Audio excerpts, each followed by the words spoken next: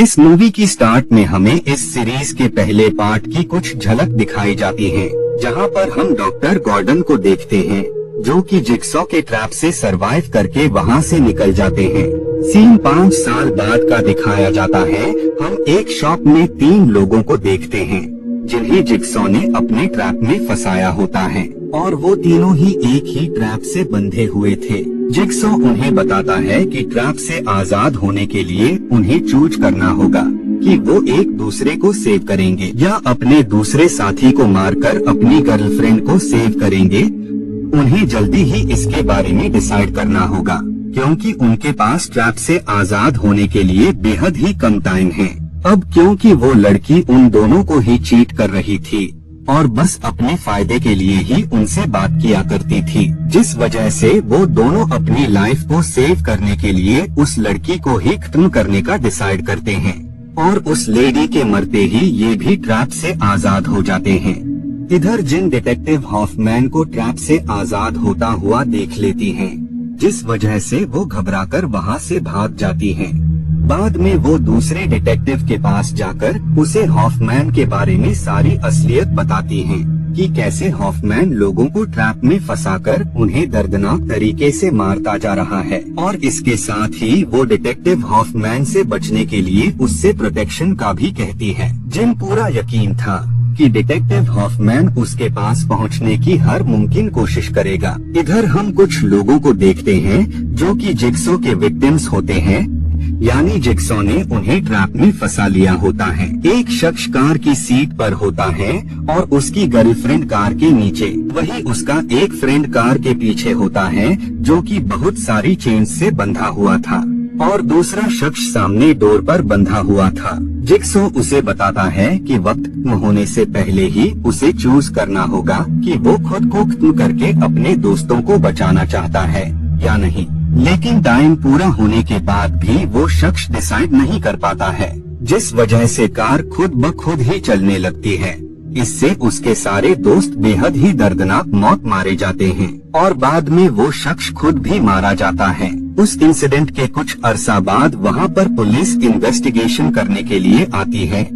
उन ऑफिसर्स के दरमियान में वो डिटेक्टिव भी मौजूद होता है जिसके पास जिन हेल्प मांगने आई थी। उस डिटेक्टिव को वहाँ पर अपने लिए मैसेज मिलता है जो कि जिगसॉ ने उसके लिए छोड़ा था। इसके साथ ही उसे वहाँ पर जिगसॉ का ट्रैप भी नजर आता है, जिसे चेक करने पर उसे उसमें जिन के फिंगरप्रिंट्स मिलते हैं। सीन चेंज हो जाता है और अब हम शख्स को देखते हैं जिसका नाम बॉबी होता है। उस शख्स का ये दावा था कि वो जिगसॉ के ट्रैप से बचकर आया है और इस बात को प्रूव करने के लिए लोगों को कई सारी कहानियां भी सुनाता है। अब इसकी वजह से बॉबी काफी ज्यादा फेमस हो गया था और लोगों की नजर में उसके लिए अलग मुकाम बन जाता है।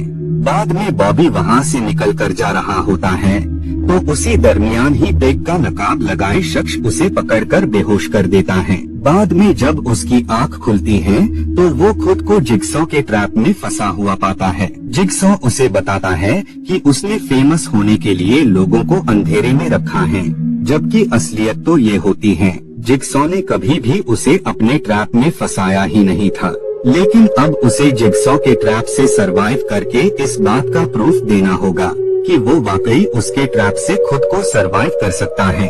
इसके चंद पलों बाद ही गेट ओपन हो जाता है और बॉबी किसी तरह खुद को बचा लेता है, जिसके बाद वो अपने टास्क को कंप्लीट करने के लिए आगे बढ़ने लगता है। वहाँ पर उसे एक लेडी मिलती है जो कि उस ट्रैप से बंधी हुई थी। जिगसॉ उसे बताता है कि उस शख्स को बचाने के लिए बॉबी को उस लेडी की बॉडी के अंदर से की को बाहर निकालना होगा। इसके बाद ही वो उस लेडी को सेव कर सकता है, लेकिन बॉबी को जल्द से जल्द की को हासिल करना होगा क्योंकि उस लेडी के पास बेहद ही कम टाइम है। टाइमर स्टार्ट हो जाता है, लेकिन इतनी कोशिशों के बावजूद भी बॉबी टाइम खत्म होने से पहले ट्रैप को ऑफ नहीं कर पाता है, जिस वजह से उस लेडी की बेहद ही दर्दनाक तरीके से मौत हो जाती है। इस बात से बॉबी को काफी ज्यादा बुरा लगता है। खैर बाद में वो वहाँ से निकलकर दूसरे रूम में जाता है जहाँ पर उसे उसी की लिखी हुई बुक साइंड मिलती है। दरअसल जिगसॉ पहले भी बॉबी से मिल चुका था और उसने उसे मना किया था कि लोगों से झूठ बोलकर झूठी तारीफ पाना बहुत ही गलत बात है, लेकिन वो शख्स जिगसॉ की किसी भी बात को मानने के लिए रेडी नहीं होता है। इधर उस डिटेक्टिव के पास उसी की असिस्टेंट एक डीवीडी लेकर आती है और वो लोग जब उस डीवीडी को चेक करते हैं तो हॉफमैन उस डिटेक्टिव से जिनको उसे सौंपने के लिए कह रहा होता है। उस वीडियो में हॉफमैन के पीछे रखे स्टैचू को देखकर उसे हॉफमैन की लोकेशन के बारे में अंदाजा हो जाता है। इधर बॉबी अपने तीसरे टास्क के पास पहुंच गया होता है, जहां पर उसे जिगसॉ के ट्रैप में उसी की लॉयर नजर आती है। जिगसॉ का पपेट उसे बताता है कि लॉयर को सेव करने के लिए उसे रॉड्स को उठाना होगा, जिससे उसे खुद भी काफी पेन होगा। लेकिन अगर वो पेन यानी दर्द और तकलीफ को सहन कर लेता है तो वो लॉयर को सेव कर सकता है। लेकिन बॉबी पेन को बियर नहीं कर पाता है, जिस वजह से उस लॉयर की भी काफी दर्दनाक मौत हो जाती है। बाद में बॉबी अपने अगले टास्क को कंप्लीट करने निकल जाता है। उसे वहाँ पर अपना फ्रेंड नजर आता है जिसके आँखों में पट्टी लगी हुई थी और वो रूम भी इस तरह से टूटा हुआ था कि अगर कोई भी मिस्टेक हो जाती तो उस शख्स का बचने का कोई चांस ही नहीं था। बॉबी उसे बताता है कि इस बार भी उसे दिए हुए टाइम में अपने दोस्त को बचाना होगा, लेकिन हर बार की तरह इस बार भी वो नाकाम हो जाता है, जिस वजह से उसके फ्रेंड की भी मौत हो जाती है। इधर वो डिटेक्टिव अपने कुछ साथियों के साथ उस प्लेस पर आ जाता है जहाँ पर उसे हॉफमैन के होने के शक था। उस डिटेक्टिव को रूम में कोई भी शख्स नजर नहीं आता है, यहाँ तक कि हॉफमैन भी नहीं। और अब हमें यहाँ पता लगता है कि असल में हॉफमैन ने वहाँ पर जब ब्लास्ट किया था तो इससे सारे ऑफिसर्स का ध्यान वहाँ से हट गया था, जिस वजह से हॉफमैन ने मौके का फायदा उठाकर खुद डेड बॉडी की जगह उसमें लेट गया था और इसी तरह वो पुलिस स्टेशन में दाखिल हो जाता है। इधर बॉबी दूसरे रूम में लॉक हो जाता है, जहां से निकलने के लिए उसे अपने ही टीथ पर लिखे कोड को डोर पर एंटर करना पड़ता है। बॉबी पेन को बर्दाश्त करके टीथ को बॉडी से अलग करने में कामयाब हो जाता है और वो उसमें कोड को एंटर करके डोर को अनलॉक कर देता है, जिसके बाद वो अगले पल टास्क को कंप्लीट करने निकल जाता है। उस रूम में उसे अपनी वाइफ नजर आती है जिसे जिगसॉ ने अपने ट्रैप में फंसाया होता है।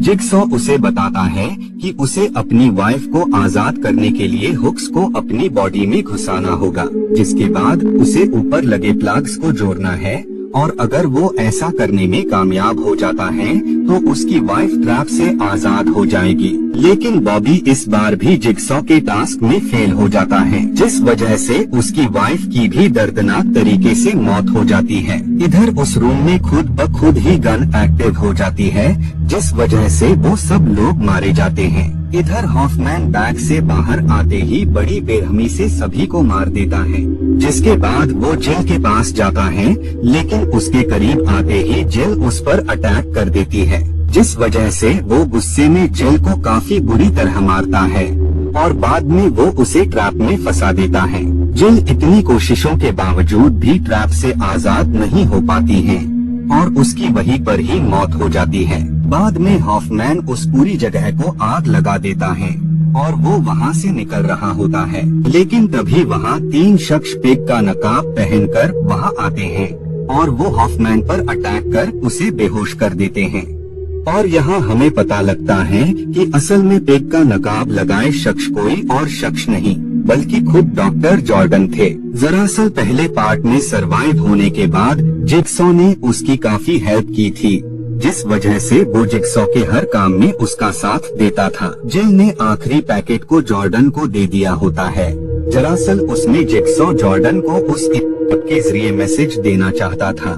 जिगसॉ उसे बताता है कि उसे जिल को प्रोटेक्ट करना है और अगर जिल को हॉफमैन किसी भी तरह से नुकसान पहुंचाता है या उसे मार देता है तो तुम उससे जिल की डेथ का रिवेंज लोगे। जॉर्डन हॉफमैन को उस प्लेस पर लॉक कर देता है जहां पर वो खुद पहले पार्ट में लॉक था और इसी के साथ ही ये मूवी यहीं पर एंड